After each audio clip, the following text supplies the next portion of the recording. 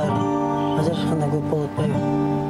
Айтат элем, эч качан ажырашпаңыздар, бактылуу өмүр сүрүп, ата энеңиздерди сыйлап, урматтап эле жүрүңүздөр.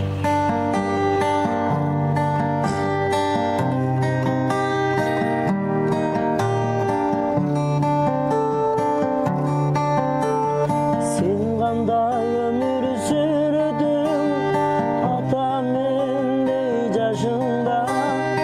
Айтат го апам көп ыйлап, бактылуу элек башында.